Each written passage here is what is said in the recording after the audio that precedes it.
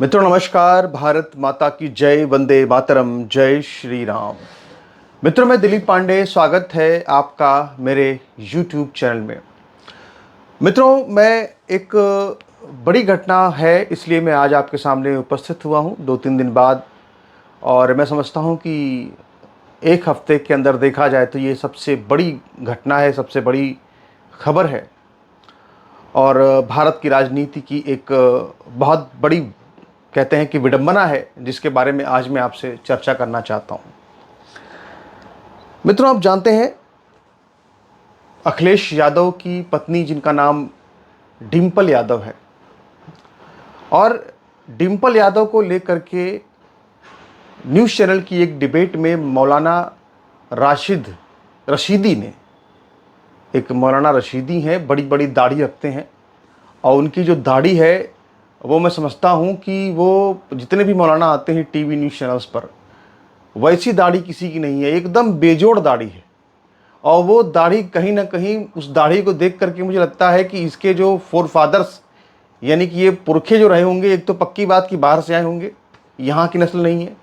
और दूसरी महत्वपूर्ण बात ये समझ में आती है कि ऐसा लगता है कि जैसे कोई किसी बड़े खूंखार बादशाह के दरबार में बैठा हुआ कोई काजी मौलाना हो, इस टाइप की दाढ़ी उसकी लगती है।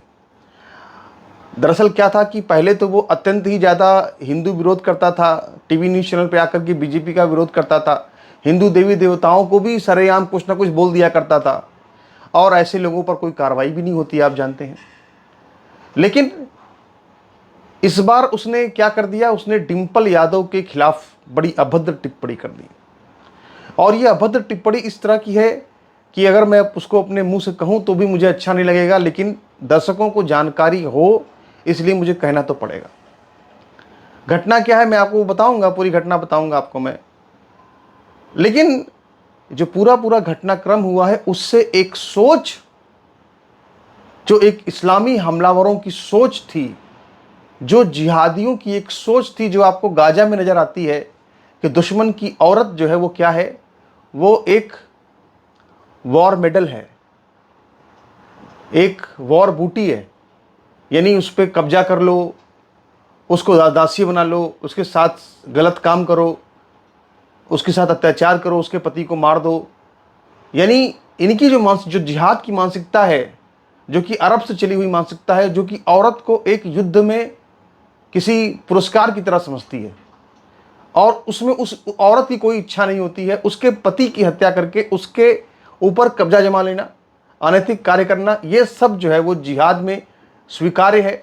और वही चीज़ जो हमको गाजा पट्टी में नज़र आती है यहूदी औरतों के साथ जो हुआ, वही चीज़ जो हमको अरब के इतिहास में नज़र आती है आज से 1500 साल 1400 साल पहले, वही चीज़ जो हमको आज नज़र आती है लव जिहाद के रूप में भारत के अंदर, वही चीज़ जो हमको खिलजी, जो कि पद्मावती, माता पद्मावती के साथ जिस तरह का उसने एक अभद्रता करी, या उसने जो कोशिश करी कि एक अभद्र व्यवहार ही कहेंगे उसे, कि उसके पति पर अधिकार कर लेना, फिर उसके बाद उसको किसी तरह से अपने हरम में बुलाने के प्रयास करना, इसको अभद्र सोच ही कहेंगे, जो उसकी गंदी सोच थी।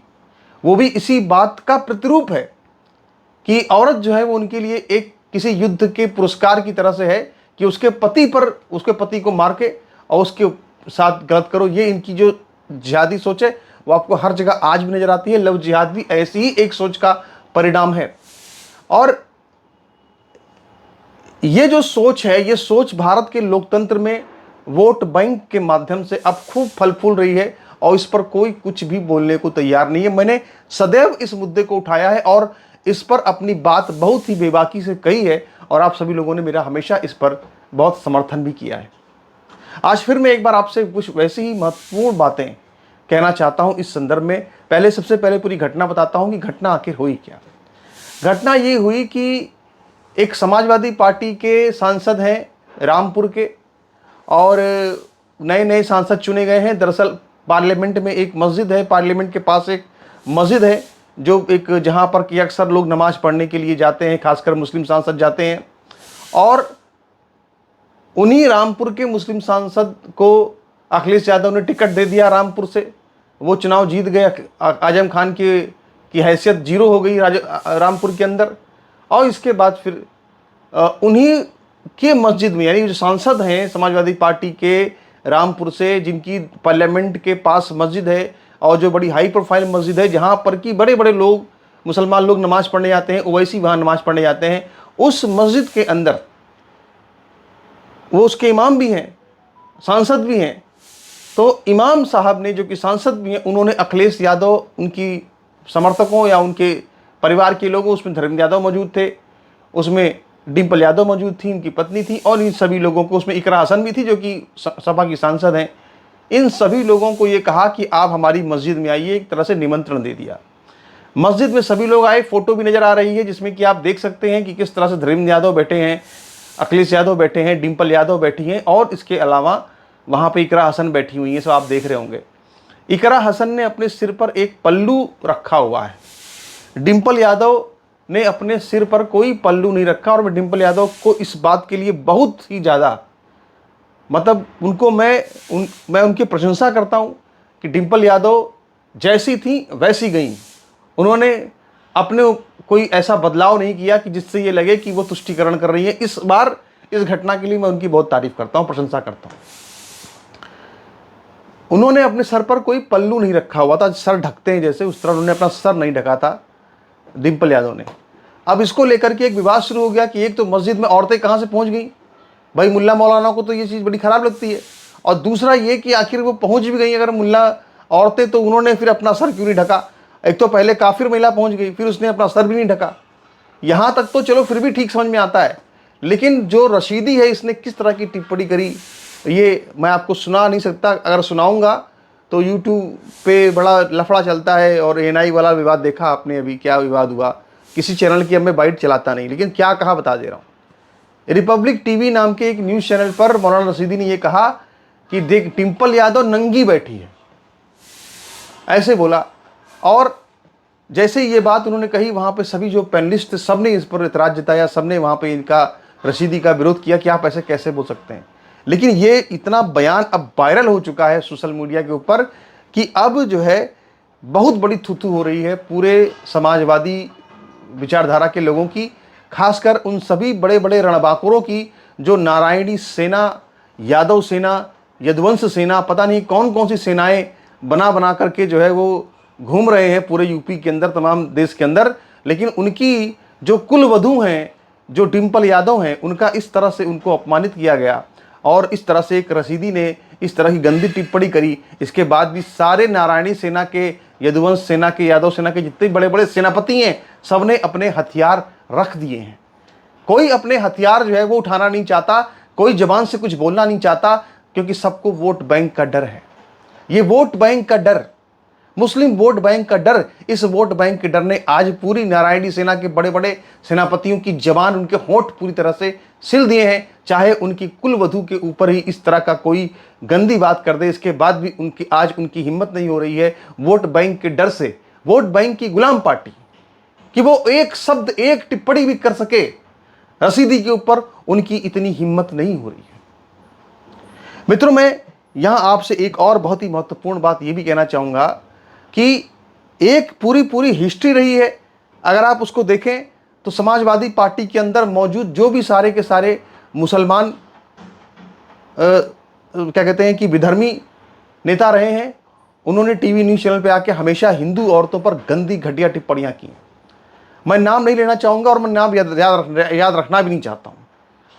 और ये घटना भी एक न्यूज़ चैनल की डिबेट पे है, जहाँ पर कि समाजवादी पार्टी के एक मुस्लिम प्रवक्ता ने कुंभ के स्नान के दौरान, जब महाकुंभ चल रहा था, हिंदू औरतों पर बड़ी गंदी टिप्पणी करते हुए कहा कि हिंदू औरतें ऐसे खुले में नहाती हैं।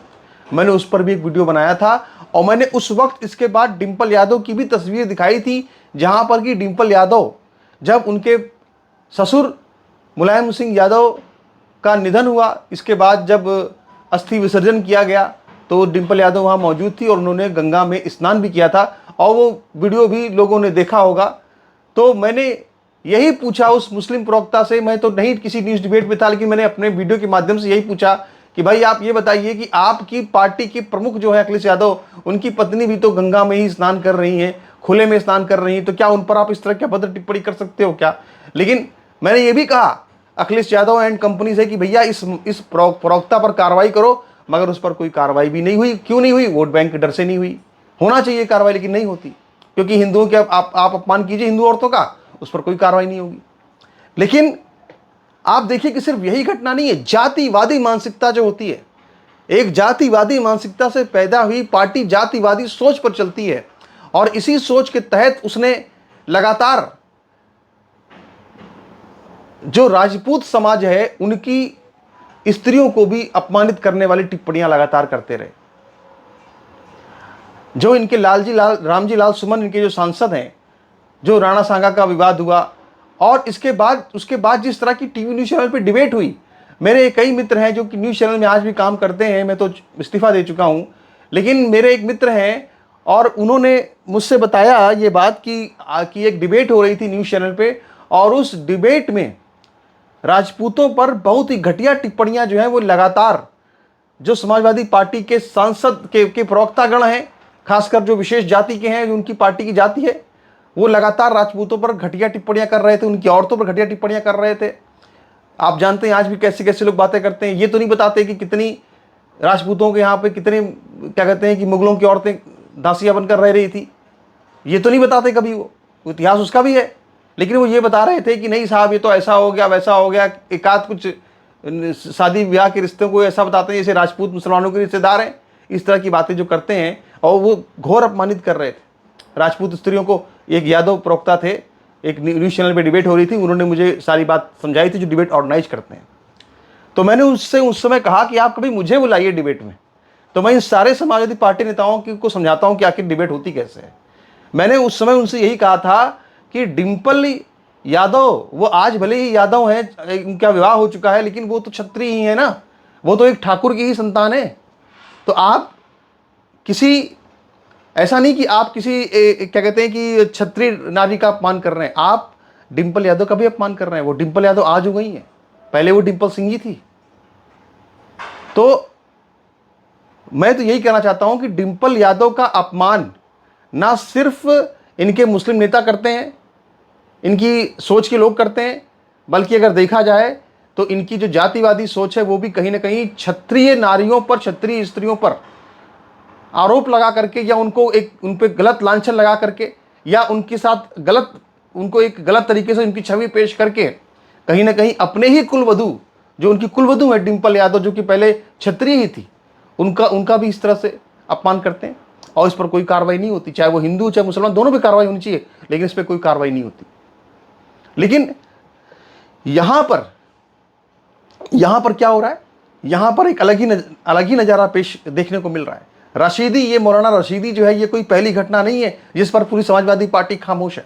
मैंने इसी अपने यूट्यूब चैनल पे, अपने इसी मंच के माध्यम से मैंने बार बार पूरे देश को ये बात कही है, संदेश दिया है कि हमारे देश में अब वोट बैंक की राजनीति इतना दुर्दांत रूप ले चुकी है कि अगर कोई विधर्मी किसी दलित लड़की से, नाबालिग लड़की से बलात्कार भी करता है, तो उस पर न चंद्रशेखर रावण कुछ बोलते हैं, ना उस पर अखिलेश यादव कुछ बोलते हैं, ना उस पे ममता बनर्जी कुछ बोलती हैं, ना उस पर राहुल गांधी कुछ बोलते हैं, ना उस पर अरविंद केजरीवाल कुछ बोलते हैं। दुनिया का कोई भी नेता जो सेकुलर है उसमें कुछ नहीं बोलता, एक शब्द नहीं बोलता। और क्या कहते हैं कि वहीं अगर कोई और दूसरी घटना हो जाए, तो अगर आरोप हो, तो भी वो हर रेप का आरोप किसी ब्राह्मण पर, किसी ठाकुर पर लगाने के लिए ललायित रहते हैं। इस तरह की सोच जो हम देख रहे हैं, ये सिर्फ किस लिए है? वोट बैंक के लिए। वोट बैंक के प्रति अब ये जो जातिवादी पार्टियां हैं, ये वोट बैंक के लिए इस हद तक गुलाम हो चुकी हैं कि अगर उनकी ही जात, निषाद लड़की अयोध्या में, उसके साथ में गैंग रेप हुआ था, वो क्या कहते हैं कि समाजवादी पार्टी के नेताओं पे आरोप लगा, डीएनए तक मैच हुआ, सब देखा आपने। उस घटना को जरा याद कीजिए, कितनी घटनाएं ऐसी तमाम आती हैं जहां पर कि उसी निषाद लड़की थी, उसी बगल में सुल्तानपुर के सांसद राम भुवाल निषाद हैं, उन्होंने भी कोई बयान नहीं दिया, किसी ने कोई बयान नहीं दिया।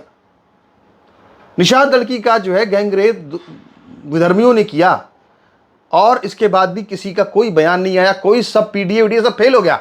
यानी इसका मतलब क्या है, जो मैं आपसे हमेशा से ये बात कहता रहा हूं कि अगर आप वोट बैंक हैं और आपके पास ताकत है, तो इसका अर्थ ये नहीं कि आप किसी समाज की लड़कियों का अपमान करें, उनके साथ गलत करें, और इसके बाद जो जातिवादी पार्टियां हैं उनका बचाव करें, डिफेंड करें उनको। और उस मामले को उठाती भी नहीं है। चंद्रशेखर रावण का पूरा व्यवहार इस बात को एक सबूत के रूप में बिल्कुल दुनिया के सामने पेश करता है, और तमाम ऐसे व्यवहार पेश करते हैं। और ये जो चल रहा है लगातार, इसी की एक और जो एग्जाम्पल है वो हमें मौलाना राशिदी के उस गंदे शब्द में नजर आता है जो कि आज पूरी दुनिया देख रही है। इसीलिए मैं एक बार फिर से अपने सभी हिंदू भाइयों से कहना चाहता हूं, चाहे वो मेरा यादव भाई हो, चाहे वो जाति विशेष की पार्टी, समाजवादी पार्टी के कार्यकर्ता हूं, उनसे भी मैं कहना चाहता हूं, सबसे कहना चाहता हूं, अपने कुल वधुओं के सम्मान की रक्षा के लिए सदैव आपको खड़े होना चाहिए।